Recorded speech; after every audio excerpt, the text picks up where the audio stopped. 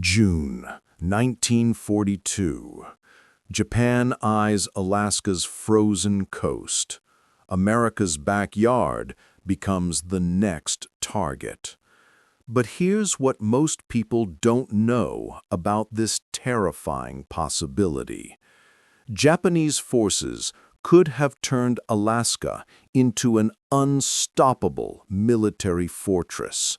The entire west coast would have been within striking range.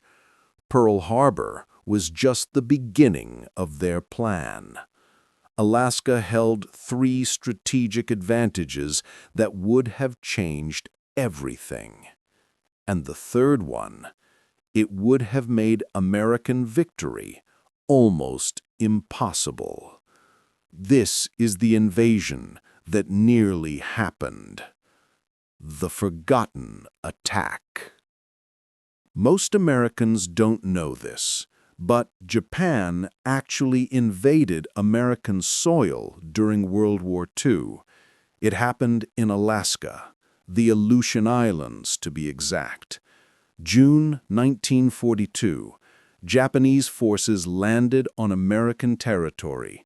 They took two islands without much of a fight, Kiska and Attu. These tiny islands became Japanese military bases right on America's doorstep. But this wasn't the real plan. This was just a test, a warm-up for something much bigger. Japan had been studying Alaska for years. They knew something the American public didn't know, something that could have changed the entire war. Alaska wasn't just frozen wasteland. It was a strategic gold mine. And if Japan had pushed further, if they'd taken the whole territory instead of just two islands, the invasion of mainland America would have become terrifyingly real. But first, let me show you what Japan was really after. The fortress nobody saw coming. Alaska sits like a bridge between two continents, Japan to the west, America to the east. And in 1942, Alaska wasn't even a state yet. It was barely defended. The Japanese military planners saw an opportunity. They could turn Alaska into an unsinkable aircraft carrier, a massive military fortress aimed directly at America's heart. Think about it. Alaska is huge, bigger than Texas, California, and Montana combined. Mountains for hiding supplies, deep harbors for battleships, endless coastline for submarines. Japan could have built dozens of air bases across Alaska, each one protected by mountain ranges, each one just hours from Seattle, Portland, San Francisco. American bombers would have to fly through brutal weather just to reach them. Japanese fighters would be waiting, fresh, fueled, ready. The weather itself would become Japan's ally. Fog, storms, ice. Natural defenses that no army could build. And here's the part that kept American generals awake at night. The West Coast in the crosshairs. From Alaska, Japanese bombers could reach every major city on the West Coast. Seattle, 1,400 miles away. Vancouver, even closer. San Francisco, about 1,700 miles, well within range of long-range bombers. But it gets worse, much worse. Japan wouldn't just bomb cities, they'd target what America needed to win the war. Aircraft factories in Seattle building B-17 bombers, shipyards in San Francisco constructing ship wars, oil refineries in California fueling the entire Pacific Fleet. One coordinated strike from Alaska could cripple America's war production, and Japan could launch these attacks again and again, every week, every day if they wanted. American factories would have to move inland, thousands of miles from the coast. That would take months, maybe years. Meanwhile, Japan keeps building strength in Alaska. More troops, more planes, more ships. The West Coast becomes a war zone. Cities evacuated, factories destroyed, ports abandoned. But the military threat was only half the problem. The resource trap. Alaska isn't just strategically located, it's also incredibly rich. Gold, copper, timber, fish, resources Japan desperately needed for their war machine. In 1942, Japan was already running low on materials. Their empire was stretched thin. Conquering Alaska would solve that problem instantly. But there's one resource that changes everything. One resource that makes Alaska truly priceless: oil. Now, Japan didn't know about Alaska's massive oil reserves in 1942. Those weren't discovered until the 1960s. But imagine if they had known. Imagine if they'd found it while occupying the territory. Prudhoe Bay, North Slope, billions of barrels of crude oil, enough to fuel Japan's entire military for decades. Suddenly, Japan doesn't need to conquer Southeast Asia for oil. They have it right here, in Alaska, on American territory. The war in the Pacific changes completely. Japan becomes self-sufficient, unstoppable. American submarines can't cut off their supply lines anymore because there are no supply lines to cut. And that brings us to the most terrifying advantage of all. The supply line nightmare. Retaking Alaska would have been America's worst military nightmare. Think about distance first. Alaska's thousands of miles from American bases, but it's only 600 miles from Japan's bases in the Kuril Islands. Japan can reinforce Alaska quickly. America can't. Every American ship has to cross the entire Pacific Ocean just to reach the battlefield. Every plane needs multiple refueling stops. Every soldier needs to travel for weeks. But Japanese reinforcements arrive in days, sometimes hours. Now add in the weather. Alaska's weather is brutal, deadly, unpredictable.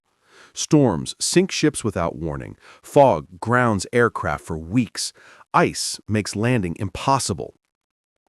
Japan has time to adapt, to learn the weather patterns, to build bases that can withstand the conditions. American forces would be fighting blind, frozen, exhausted before the battle even starts. And here's what makes it truly impossible. Alaska's terrain: mountains, glaciers, dense forests, no roads connecting anything. Every battle becomes a nightmare. Every mile costs lives. Japan just has to defend. America has to attack across the worst battlefield on Earth. The domino effect. If Japan holds Alaska, other things start falling apart for America. Canada becomes nervous. Their entire western coast sits exposed, vulnerable. Would Canada pull troops from Europe to defend their homeland? Probably. That weakens the Allied forces fighting Hitler. The Soviet Union gets worried too. Japan controls territory right on their border. Stalin has to station more troops in Siberia, fewer troops to fight Germany. Hitler notices. Suddenly, the Allies look weaker, divided, distracted. Germany pushes harder in Europe. Maybe they break through. Maybe they win battles they historically lost. The entire balance of World War II shifts, all because of Alaska. But there's more. American morale collapses.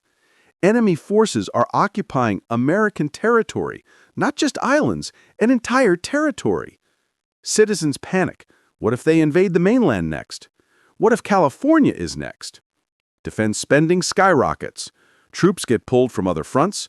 America fights a two-front war in the Pacific, one in Alaska, one in the islands. Resources stretch thin. Strategies fall apart. Victory becomes uncertain. And Japan? They're winning the psychological war without firing a shot. Why it didn't happen. So why didn't Japan take all of Alaska? They had the chance. The answer is simple but crucial. They didn't have enough resources. Japan was already fighting in China, in Southeast Asia, across the Pacific Islands. Their military was stretched to the breaking point. Taking Alaska would require massive forces, thousands of troops, hundreds of ships, continuous supply lines across dangerous waters. Japan couldn't do it, not while fighting everywhere else. There's another reason: intelligence failure. Japan didn't fully understand Alaska's strategic value. They saw it as a frozen wasteland, not worth the massive effort. They also overestimated American defenses. They thought Alaska was better protected than it actually was. So they took two small islands instead, Kiska and Attu, just to distract America from their real target, Midway Island. The Aleutian invasion was a diversion, nothing more. American forces eventually took back those islands. Tough fighting, heavy casualties, but they won.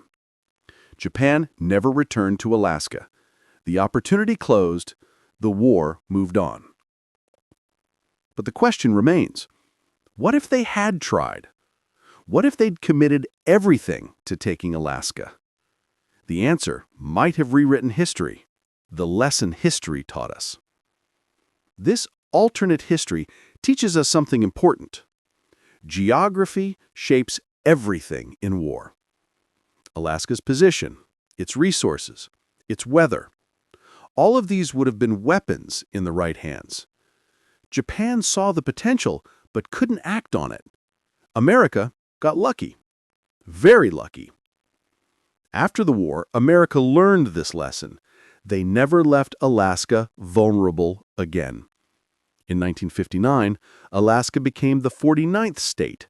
Military bases multiplied. Defense systems modernized. Today, Alaska remains one of America's most strategic territories. Early warning systems watch the skies. Military forces train in extreme conditions. The territory that almost became Japan's greatest weapon became America's northern shield instead. The frozen frontier that could have changed World War II now stands guard. Protecting, watching, ready. History turned on small moments. Limited resources, strategic mistakes. Japan's decision not to fully invade Alaska saved America from fighting a war on its own soil. A war that might have been impossible to win. Sometimes the battles that never happen shape history just as much as the ones that do. And Alaska, it remains the invasion that almost was, the fortress that could have been, the nightmare America narrowly escaped. The Japanese occupation of the Aleutian Islands during the Aleutian Island Campaign showed us what could have happened. The Battle of Attu proved how brutal fighting there could be. But the full Japan invasion of Alaska mainland never came. Japanese strategy in Alaska during W2 stopped short. The hypothetical impact of complete Japanese Alaska occupation haunts military historians today. Japan's use of Alaska as a base would have changed everything. The World War II Alaska invasion that almost happened remains history's most terrifying what if.